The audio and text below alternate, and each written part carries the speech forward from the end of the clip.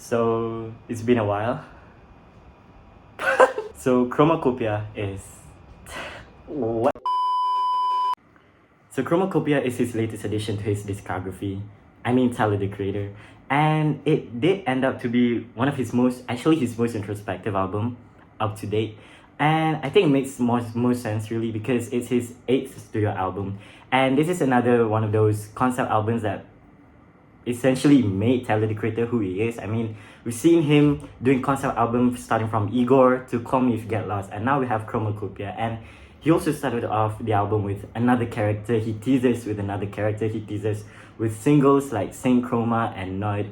And while I do think that this album touches the most of reality since Flower Boy, ironically, I also think that it's probably the weakest since Flower Boy. And this is because of a few problems. So I think one of the major sins that was prevalent throughout the whole Chromacopia album was that, first of all, the character doesn't build.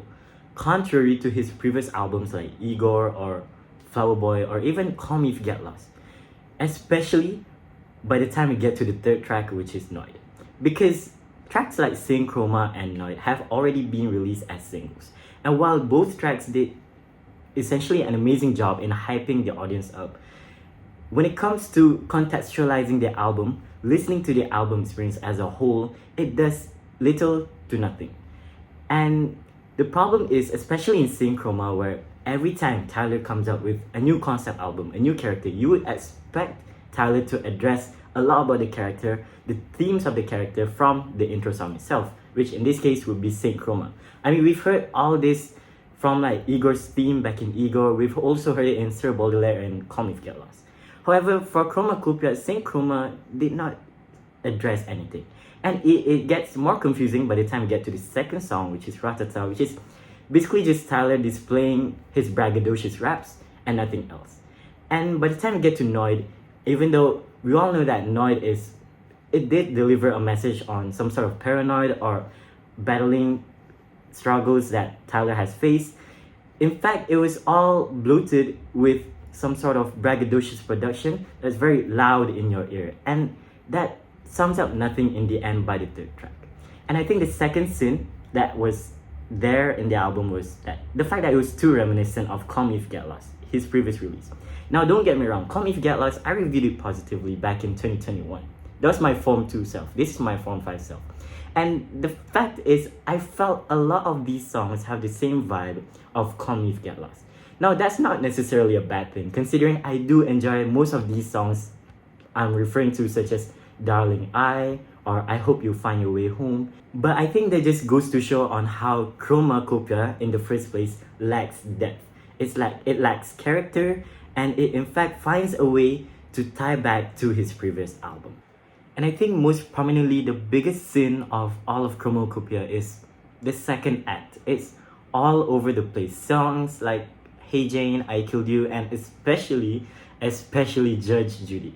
And I think this problem stems back to the fact that we lack depth. We lack the character that Tyler wanted to bring out in this album in the first place. And once we get into the more introspective songs of this album, like Hey Jane, sure, it has compelling storytelling, that's for sure. But the uninteresting production behind this song kills it. And also, moreover, the fact that we never know what Tyler is referring to in this song. We never got to know if this is the experience from Tyler himself or the character, because we don't know the character. Judge Judy was probably the worst of this album. I mean, let's not even talk about the chorus that was abysmal in this track. I mean, let's just start off with the questionable theme of the song Judge Judy, the questionable lyrics. And it's not like I'm not familiar with Tyler talking about uncomfortable topics either. We've seen a lot of this from Tyler, especially in albums like Goblin and Wolf. But in Chromacopia, it did sound like Tyler was hella awkward in delivering those messages, especially in Judge Judy. And a problem I have with Sticky is that it should have been a posse cut. Like, literally, the guest verses were all so short. And I think the biggest problem why is because the guest features did bring more energy than Tyler throughout the whole album. And it's not like it's his fault, but these features sounded like nothing when we only got to hear like 4 or 5 or 4 or 8 bars from them.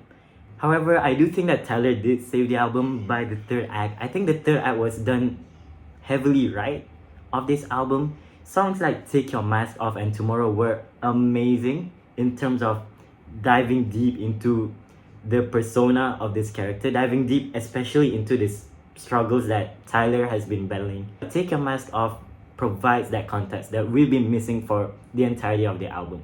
And Tomorrow was a great song. It had great vocals from Tyler and the production was amazing. But I think the song Like Him was the standout in this third act and probably in this album too. Because Like Him was special. It's nothing like Tyler has ever done before. It's deep, it's personal, and I think this reminds me of what Kendrick Lamar essentially does with his album like Mr. Morale and the Big Steppers. And Tyler has probably made that as inspiration and elevated Like Him. Like seriously, it's an amazing song. Even though my personal favorite of this album would be Darling I'd probably say that on a technicality, Like Him is the best song, the most well produced, the most well thought song of this album.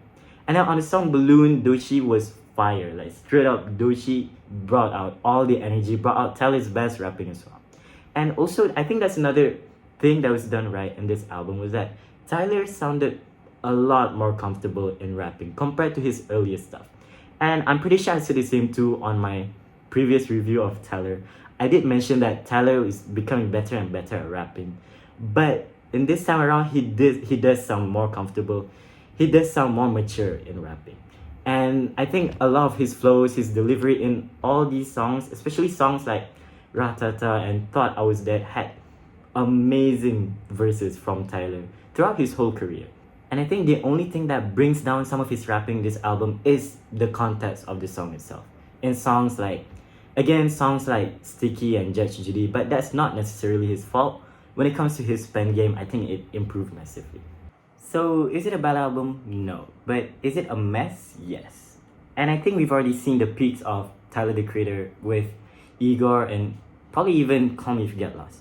But when it comes to 2024 hip-hop albums, this is definitely still up there. So might as well give it a try. Well, happy to be back here in this space. Thank you.